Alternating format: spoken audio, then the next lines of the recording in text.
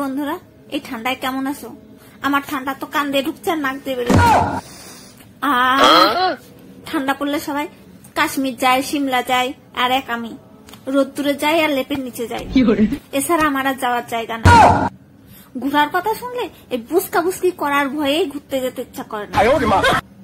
এই মাপলার নাও, টুপি নাও, সোয়েটার নাও, চাদর নাও, হেনা নাও, তেনা নাও, এইসব গুছাতেই মানে 10-12টা ব্যাগ হয়।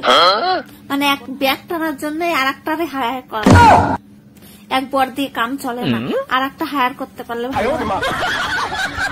এর জন্য মাথা গরম হয়, মাথা ঠিক গরম হয়ে যায়, কিন্তু বিছনায় শোয়ার পরে না ঠ্যাং গরম হয় না বিছনা গরম হয়, কুকু কুকু করে কাঁপা লাগে। আর ফাটাফাটি তো আছেই, ঠোঁট ফাটবে, হাত ফাটবে, ঠ্যাং ফাটবে, আর কপাল ফাটা তো চিরকাল। আমার বরের বললাম আমার ঠোঁট ফেটেছে, একটা ভ্যাসলিন এনে দাও। আমার বর একটা সেন্ট এনে দিল। আমি বলছি সেন্ট মেখে কি ঠোঁটে বসে থাকবো? বলে সেন্ট মেখে ঠোঁটে বসে থাকা লাগবে না, সেন্ট মেখে গায়ে বসে থাকো। গা দিয়ে যা গন্ধ বেরোচ্ছে, মনে তো হয় না শীত পড়ার পরে আর কোনোদিন স্নান করেছ। পাশে যাওয়া যায় না, কিছু না, গা দিয়ে যা গন্ধ বেরোচ্ছে, থেকে কুত্তার গায়ের গন্ধ খুব ভালো। আমি বলছি ও রাত্রে কি কুত্তা নিয়ে শুয়ে যাবো যে কুত্তার গায়ের গন্ধ শুকে বেড়াচ্ছ?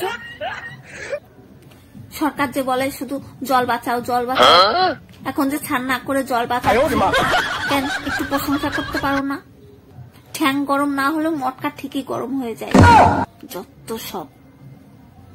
বন্ধুরা, আমার ভিডিও যদি ভালো লাগে প্লিজ একটা লাইক আর শেয়ার করে দেবেন, আর চ্যানেলটা সাবস্ক্রাইব করতে ভুলবেন না প্লিজ।